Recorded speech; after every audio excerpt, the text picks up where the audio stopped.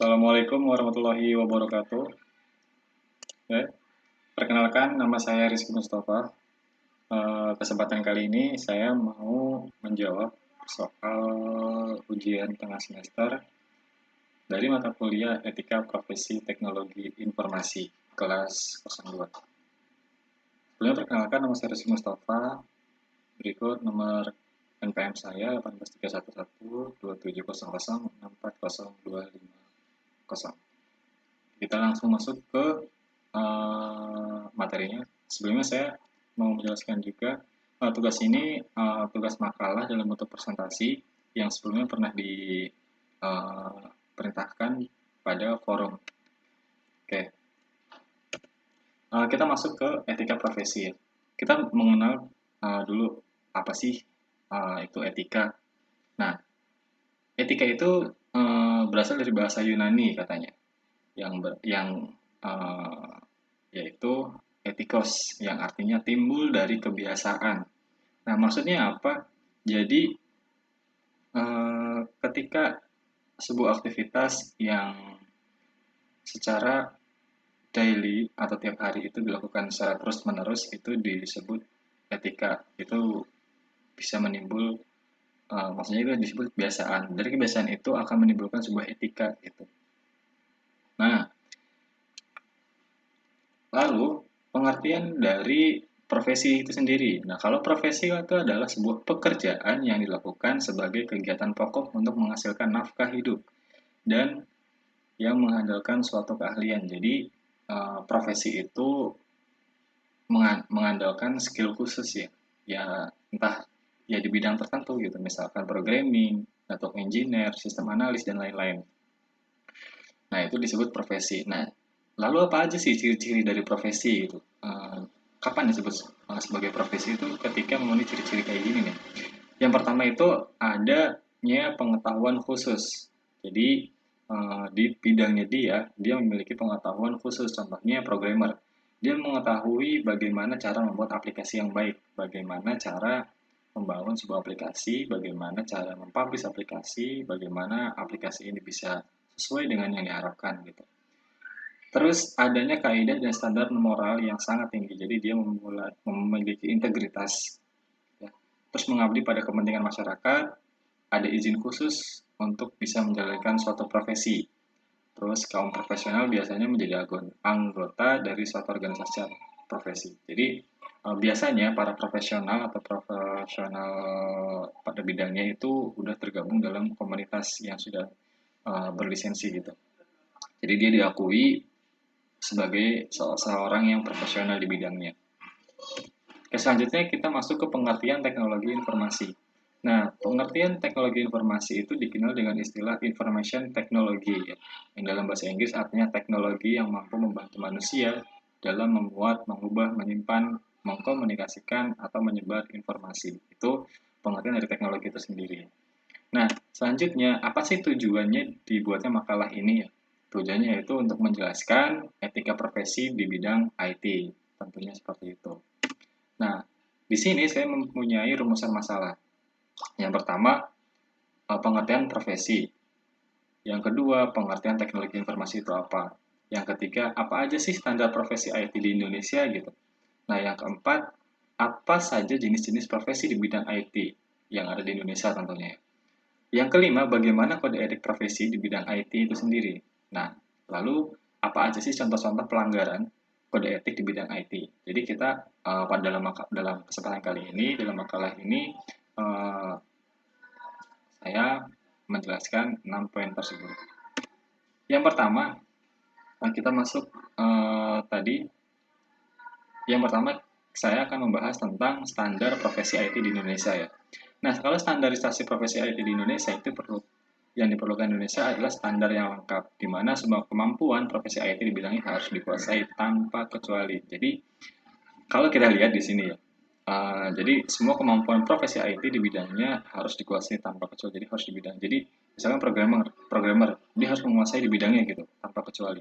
Ya karena berkaitan dengan teknologi yang tiap bisa dibilang tiap detiknya itu bisa berubah-ubah, bukan berubah ya, update gitu.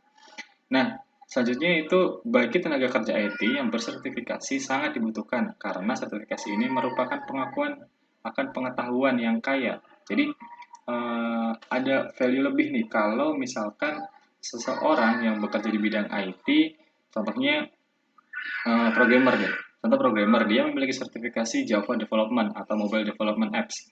Nah, dengan ada sertifikasi itu company akan mengakui bahwa dia itu memiliki knowledge yang baik, gitu. Memiliki pengetahuan yang baik, yang banyak. Nah, manfaat dari sertifikasi ini bisa dimanfaatkan untuk sebagai promosi jabatan atau bisa juga untuk menaikkan gaji. Gitu. Nah, di sini saya akan menjelaskan jenis-jenis profesi di bidang IT yang ada di Indonesia. Contohnya programmer. Programmer ini tugasnya ngapain? Programmer ini tugasnya itu membuat aplikasi yang berurusan dengan information system. Aplikasi ini akan diakses oleh user. Nah, biasanya yang kita pakai itu dibuat oleh seorang programmer gitu aplikasinya. Nah, lalu apa aja sih yang harus kita kuasai jika kita ingin menjadi programmer. Yang pertama kita harus memiliki pengetahuan logika yang baik, logika pemrograman dan algoritma yang baik. Jadi kita harus terbiasa untuk memecahkan suatu masalah itu dengan algoritma. Nah, kita tahu algoritma itu adalah sebuah langkah-langkah untuk menyelesaikan sebuah masalah. Nah, yang namanya sebuah aplikasi itu kan menyelesaikan sebuah masalah manual ya. Kita akan rubah ke digital. Nah, seorang programmer itu harus bisa menganalisa algoritma tersebut. Yang kedua, harus menguasai bahasa pemrograman. Sebenarnya bukan semua bahasa pemrograman dikuasai, tapi kita mengambil kita based on-nya apa nih? Mobile apps, web apps, atau desktop apps. Nah, tiap-tiap apps base ini itu memiliki bahasa pemrograman tertentu. Nah, kita ingin terjunnya ke dunia apa? Gitu. Memahami SQL, kenapa memahami SQL? Karena kita akan berhubungan dengan yang namanya database atau storage data. Itu penyimpanan data yang akan disimpan di database, biasanya kita menggunakan SQL.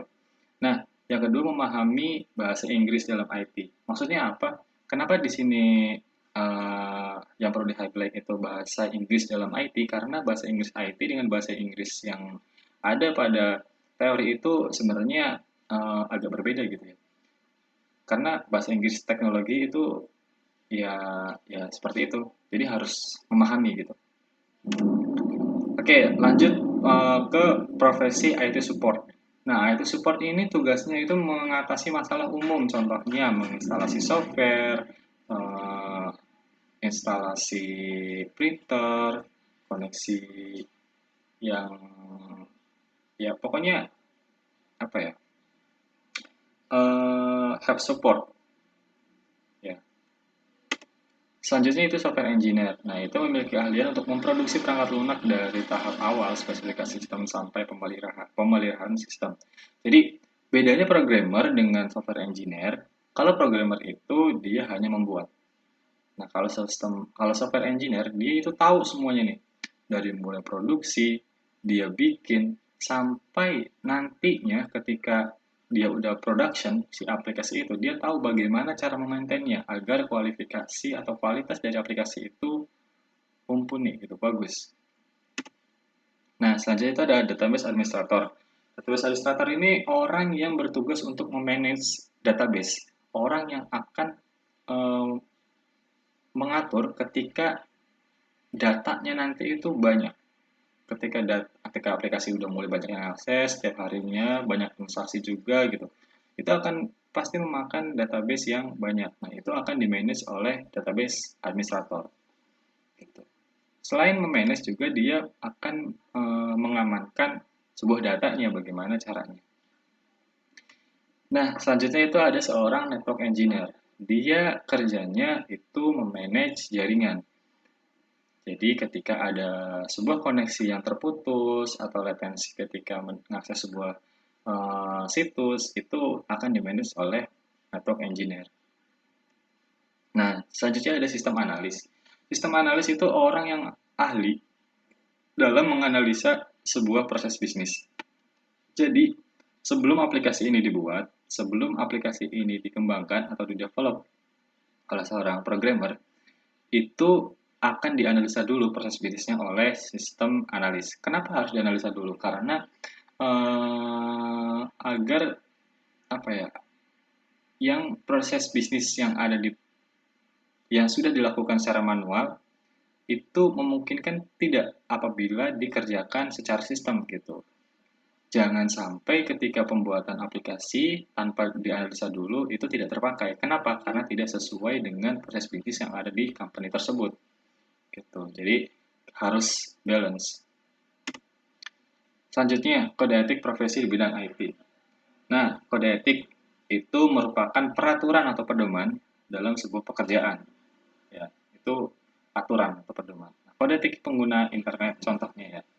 Tidak mempublikasi informasi yang isinya menyindir orang lain, kelompok, gitu. Mempublikasi informasi berkaitan dengan pornografi itu nggak boleh juga.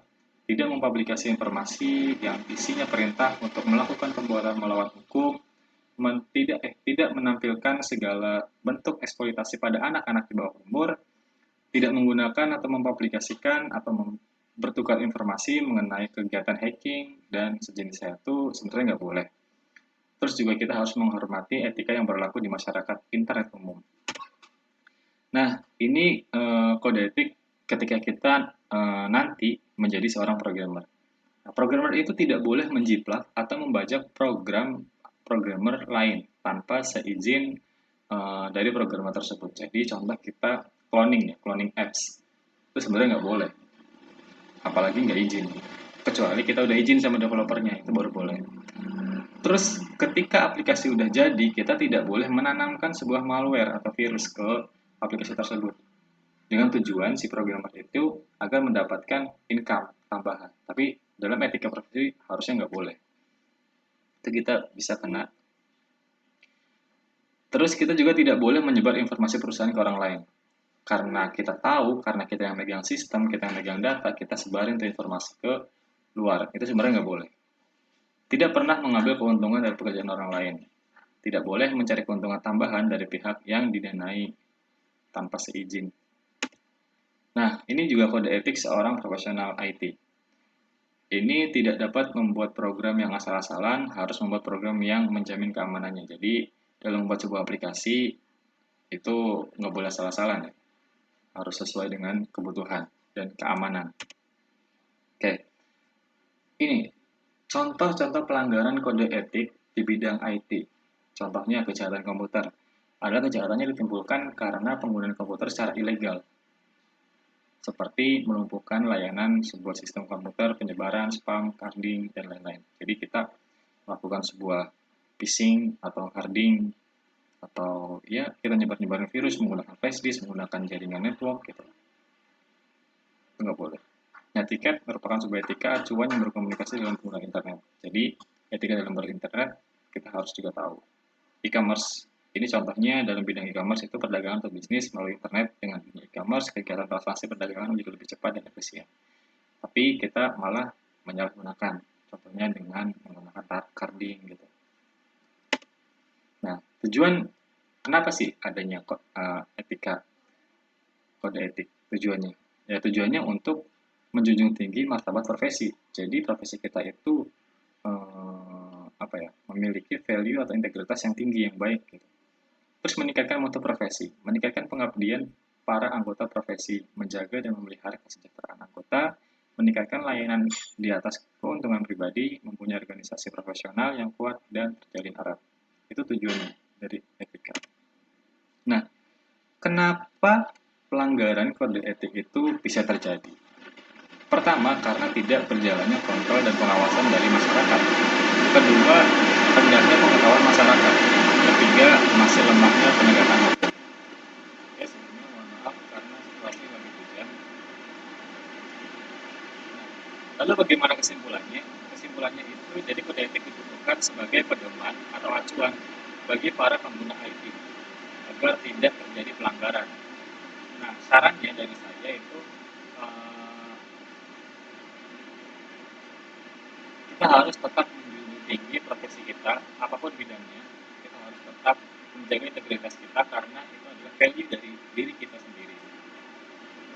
Nah, apabila dalam penyusunan makalah ini terdapat suatu kekurangan atau kesalahan pengetikan, Saya mohon maaf dan apabila saya menyampaikannya itu belum sesuai dengan yang diharapkan, saya mohon maaf. Saya Rizky Mustafa. Wassalamualaikum warahmatullahi wabarakatuh.